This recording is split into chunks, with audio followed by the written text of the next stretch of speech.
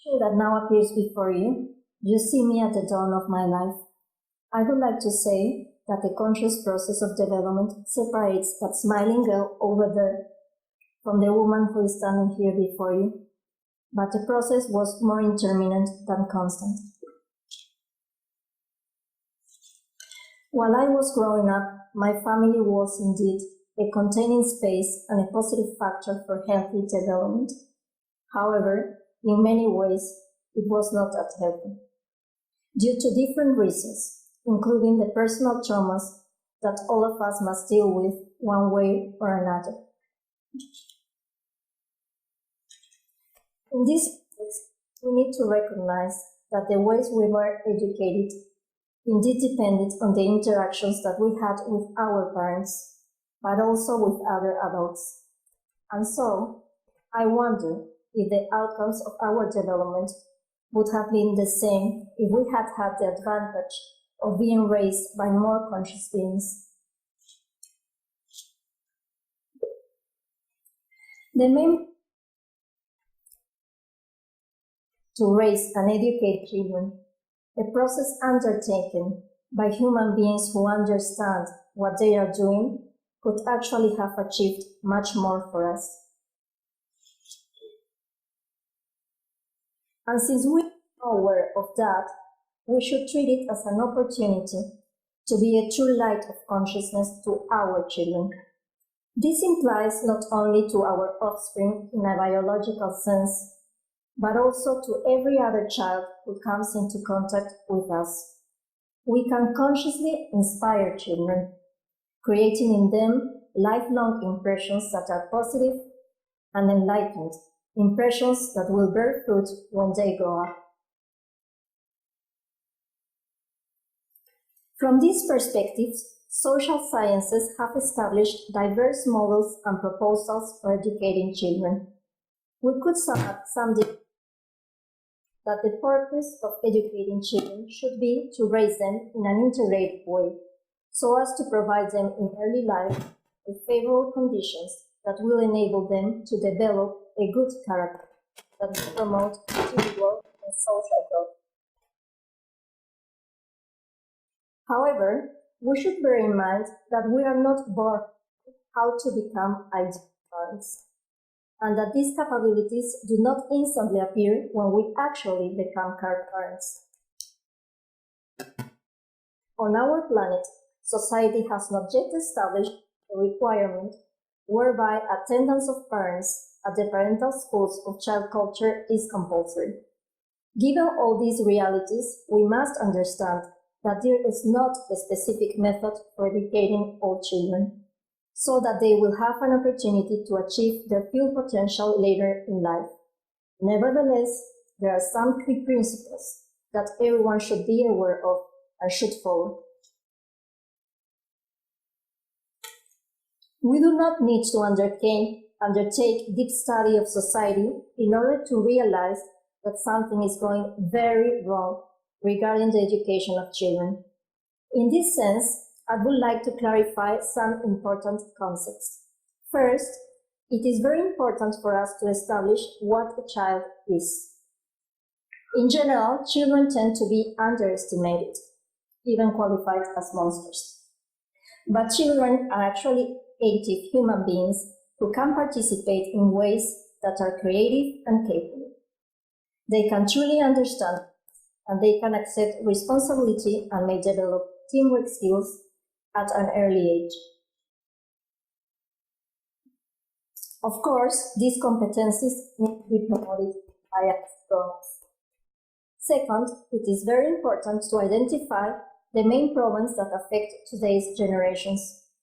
Many contemporary children and young people appear to be undergoing a crisis of identity, characterized by a lack of sound moral values, extreme individualism, and surrender to a culture of self-gratification. These problems can also generate other problems, such as low self-esteem and self-concept, a lack of life purpose and sense of solidarity with others, an inner void, depression, and violent tendencies that may even lead to suicide. Many people call this as a consequence of modernity and globalization.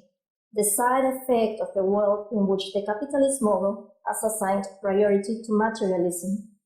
Nevertheless, it is of utmost importance for us to ponder to what degree we ourselves are responsible. I have wondered about that myself. On occasions, I have even been ashamed of the attitudes that I manifested, sometimes seem to be unconscious, but not always so. Several psychologists have approached these problems, realizing that in different aspects and to different degrees, according to the characteristics of each individual child, all of these problems have common factors that relate to the following areas of concern. Not having had standing as a child with sufficient emotional space and practical opportunities to develop himself in harmonious ways and in a context that was satisfying. Not having been exposed to long-lasting examples of righteous and affectionate behavior, while also not benefiting from interactions with others that were balanced, positive, respectful, and fair. Not having built up strong self-esteem, self-concept, and identity based on the feeling of belonging and on a belief that he was important, capable, and responsible. Not having benefited from techniques for redirection and recovery that adults whom he trusted carried out in alternative contexts, and not having benefited from physical and emotional containment and support, especially in circumstances when difficulties had emerged, and therefore not having felt loved enough in order to be able to replicate these positive types of behavior with others and later on in life, since such patterns have not been imprinted subconsciously. Jesus was aware of such issues when he discussed home life with John Mark.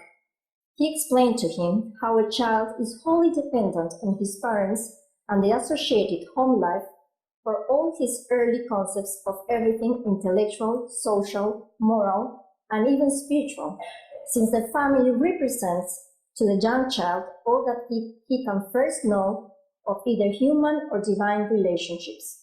The child's subsequent life is made happy or unhappy, easy or difficult, in accordance with his early mental and emotional life, conditioned by these social and spiritual relationships of the home. A human being's entire afterlife is enormously influenced by what happens during the first few years of existence. In sociology, these ideas are related to the concept of child participation. There is a right of children from the viewpoint of law. Several authors have defined and studied child participation and its benefits, but sociologists have also gone further, giving way to a new paradigm related to participation. This paradigm, called the paradigm of child protagonism, challenges the education of a child and his role in life. According to it, children should have participation as protagonists in life activities with the specific purpose of raising conscious human beings who will be active and responsible in generating their own balanced lives and personal life projects, and in consciously contributing to the life of others in different segments of society, with the awareness of the service they must provide to their communities, fulfilling their responsibilities as human beings so as to build a better world. This paradigm implies that the education of children should be aimed at fostering a unique and valuable character, so that each child can develop a protagonist personality. If we now associate these ideas with wording from the Urantia book, they will be constantly actualizing the potential of growth and survival of the immortal soul. Therefore, it is important to outline some strategies that are crucial for such purposes. First, the concept of being a protagonist should not be confused with the idea of exalting the individual, nor with false leadership, which is centered on competence in economic terms,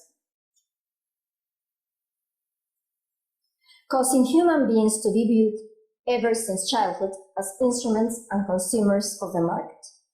Particularly in this subject, I urge you to ask yourselves if your children really need everything that you buy for them. I personally recall a time when my oldest daughter was feeling bad because I couldn't buy her some nice pretty things she had seen in TV commercials. So I had to tell her, the worst thing that could happen to a child is to have everything he wants.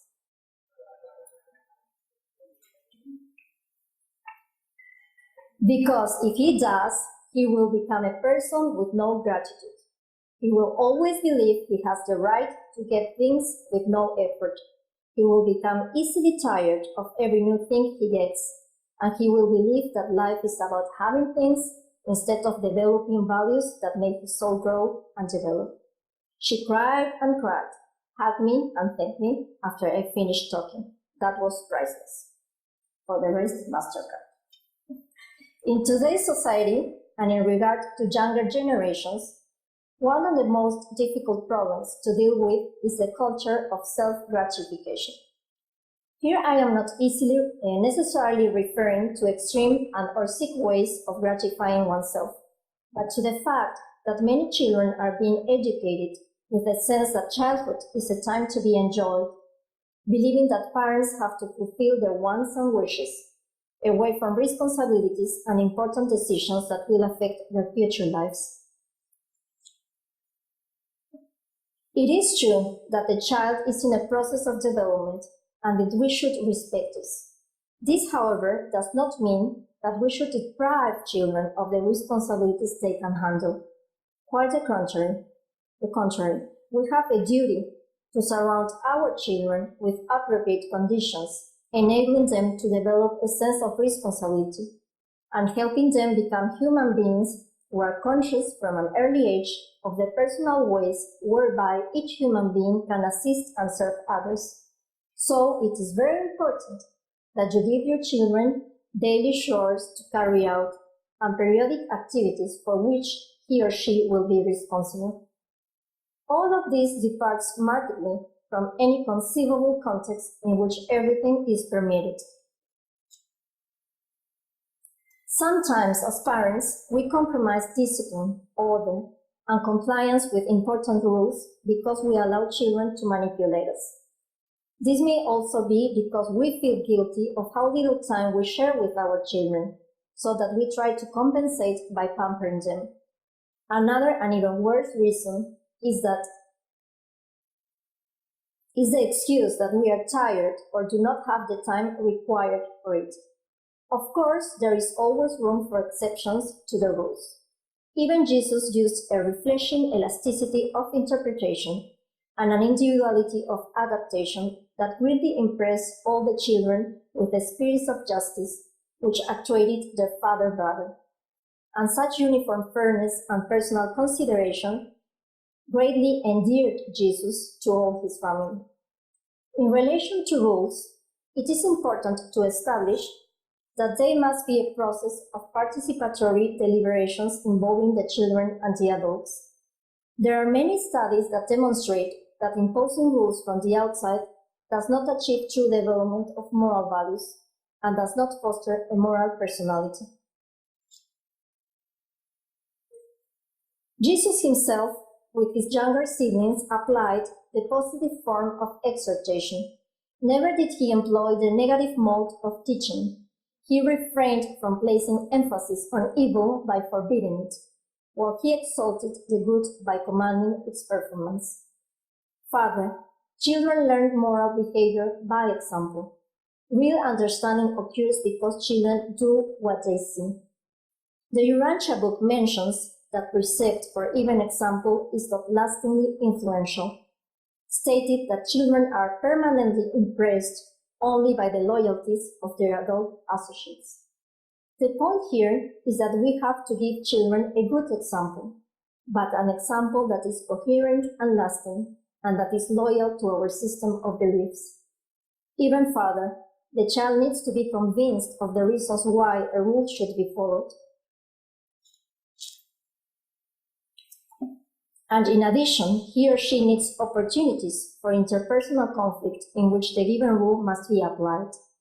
Living the consequences of the rules allows the child to develop critical thinking and capacity of moral judgment. For all these reasons, you should not expect blind obedience from your children. You will be deeply disappointed.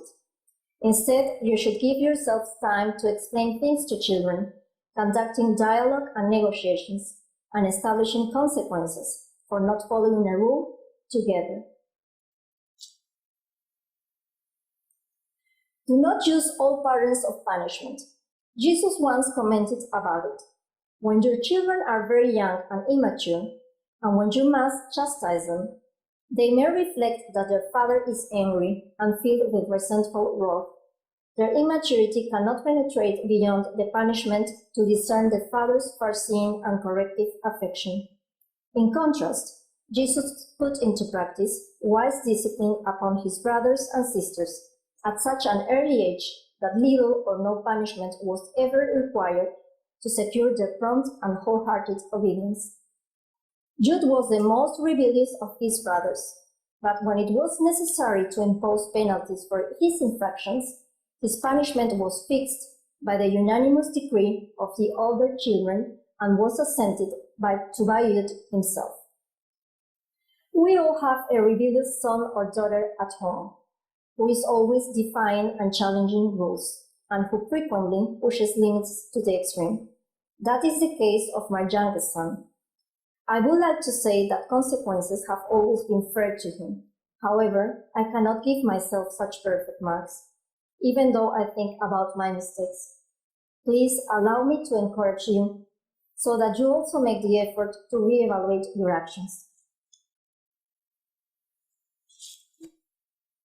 In this whole process, remember to remain aware that results do not always come easy, and neither in a fast way.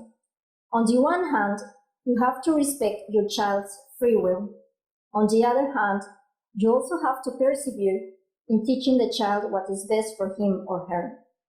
Which of you, who is a father, if his son asks unwisely, would hesitate to give in accordance with parental wisdom rather than in the terms of the son's faulty petition?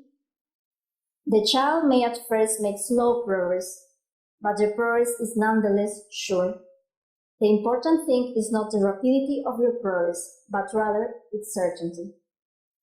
As parents, we must discern the best approaches to any given situation, but we must also transmit these capabilities to our children in the process of education.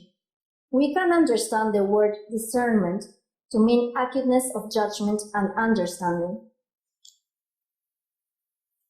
It entails insight and inner reflection while communicating with the Father within in order to seek answers and find the best path when confronted with the ambiguities of life.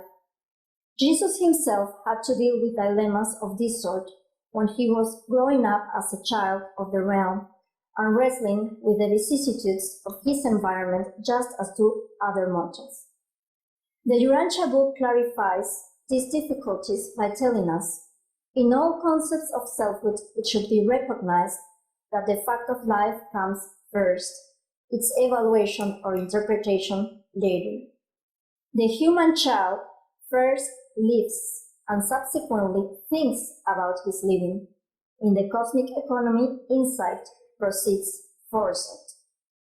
This conveys to us how important it is to discuss with our children the experiences they have lived, how they felt about them, the conclusions they've reached, or the lessons they acquired, and any ideas or plans they may have formulated so as to not repeat the same mistakes over and over again. Small child, you can already distinguishing good and evil, thereby assisting him in the task of making a first moral choice so that the thought adjuster will arrive. The steps that cause the human soul to grow cannot occur in the absence of others, so it depends in many ways on the quality of the family life of the child.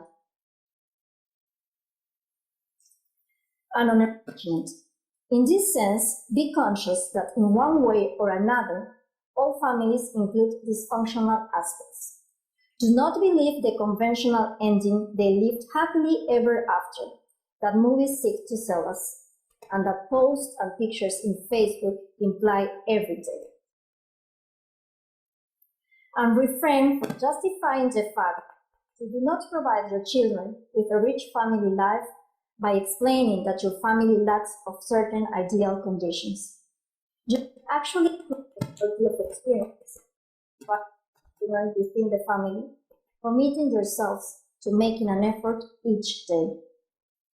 As a complement to what we have discussed, it is required a different way to organize relationships between generations, thereby abandoning attitudes towards children.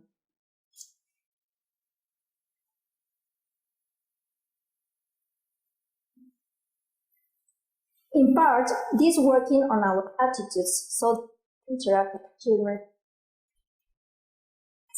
should picture expect that they deserve. Listen to them,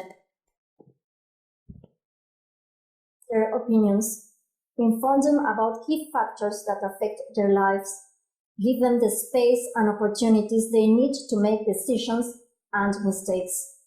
Brainstorm with them on solutions to problems, address matters of family life by participating with them in ways that are democratic. Paper 123 tells us, most valuable part of Jesus' early education was secured from his parents in answer to his thoughtful and searching inquiries. Joseph never failed to do his full duty in taking pains and spending time answering the boy's numerous questions. While Joseph and Mary could not always answer his questions, they never failed fully to discuss his inquiries, and in every other possible way to assist him in his efforts to reach a satisfactory solution of the problem which his alert mind had suggested. Promoting the natural skill of a child in making inquiries and investigating constitutes a valuable and productive technique that is crucial in the field of education. The information available today far exceeds how much one can learn in a lifetime. Therefore, modern models in the vanguard of education concentrate on the need to acquire competencies that will be the basis for obtaining any type of knowledge that one may take an interest in at a later stage of life. This formative and educational task should also be based on tender and loving relationships. A child that does not feel loved and appreciated cannot easily learn anything. Jesus once commented to John Mark that love is the supreme reality of the universe, one bestowed by all wise beings, but it is a dangerous and oftentimes semi-selfish trait as it is manifested in the experience of mortal parents. Therefore, he warned him, when you get married and have children of your own to rear, make sure that your love is admonished by wisdom and guided by intelligence. As parents, we know how important it is to give affection to our children, but this does not pertain only to physical affection, but also to recognition. It is sometimes much easier to notice the mistakes that children make, thereby leading us into a constant attitude of correcting them that may not be balanced with words conveying recognition of and congratulations for their successes and good actions.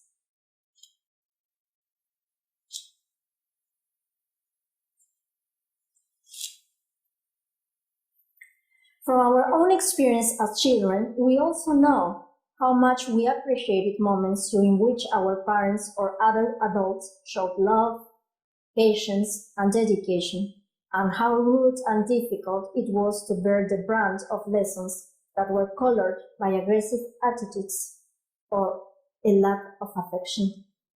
It is quite clear that love needs to rely on cheerful, optimistic, and trustful attitudes that we must express toward our children. In the case of Jesus, His sturdy and practical optimism was truly contagious. All the children lived in an atmosphere of anticipation of better times and better things. And this hopeful courage contributed mightily to the development of strong and noble characters, in spite of the depressiveness of their poverty.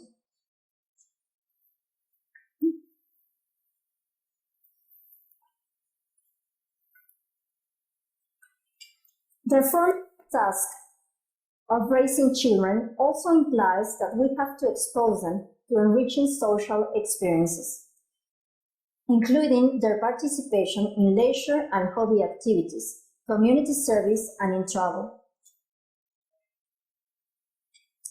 Children need to acquire an international mentality and cross-cultural competencies. They need to be exposed to other cultures and socioeconomic levels to be able to appreciate life, their own life situation, to get to know others, and most importantly, to abandon any sense of separateness and superiority associated with the ego on personal, local, cultural, or national levels. Jesus' life exemplifies this, for Joseph consciously spent money on extra education and travel for his son. Jesus' real education, that equipment of mind and heart for the actual test of grappling with the difficult problems of life, he obtained by mingling with his fellow men. It was this close association with his fellow men that afforded him the opportunity to know the human race. Jesus was highly educated in that he fully understood men and devotedly loved them. Finally, there is another fundamental element that the education of a child requires: specific training in spiritual matters. Here the word specific should not be understood as requiring a certain religion or creed, but in harmony with the fact that the gospel of the kingdoms belongs even to the little children. We have the duty to train citizens of the universe, sons and daughters of God. A tremendous responsibility rests upon all earthly fathers, so to live and order their homes that the word father becomes worthily enshrined in the minds and hearts of all growing children. Moreover, the consciousness of sonship with God should quicken the entire life service of every man, woman, and child who has become the possessor of such a mighty stimulus to all the inherent powers of a human personality. We are responsible for sowing in our children such values as faith, trust, peace, teamwork, service, solidarity, and courage. Our guidance as parents will be influential in facilitating this spiritual birth. One day or another, every child will need to be born again of the Spirit. But it could be a consequence of the natural and normal growth of the recognition of supreme values, with an enhancement of spiritual experience, the product of conscious effort and positive and individual determinations, instead of an experience that involves pain and suffering that is accompanied with much anguish of spirit and marked by psychological perturbations. Of course, we know that conflict and some suffering is always part of a human experience, but the process does not have to be unconscious. Instead, it could be an experience full of increasing awareness and lessons being assimilated because of our guidance and our role as parents. The task we have at hand relates to quality education, a phrase that is now so much in vogue. Its main axis of growth lies at home and cannot be avoided, neither pretend to assign to the schools and to other institutions of society tasks that truly belong to the family. If we reviewed the general principles that we have discussed, they all outlined the opportunities to cause the child's soul his inner potential. Now his thought adjuster to guide and enlighten his mind, so that he will listen to the Father's purpose within as a to develop his divine project and walk the actual mission and adventure of eternity that begins on this planet. It is up to a child to choose his way to the path, making unique contributions that will enrich the experience of God as the Supreme Being. But someday, in part thanks to your guidance as a parent, your child will fuse with the thought adjuster and will actually meet the in paradise. Who attend this conference are adults, but we are still evolutionary children from a universe perspective. The Father demands the attitude of a pure child in order to enter the kingdom of heaven. And we are also told to believe in God like a child, but to cease to act so childishly. So it is time for us to start becoming responsible for the most important children who fall within our care, ourselves, in order to develop the ability to be responsible for other children as well. As a final thought, just remember what Jesus declared during one of his appearances as a Urantia being. You may enter the kingdom as a child, but the Father requires that you grow up by grace to the full stature of spiritual adulthood. Thank you.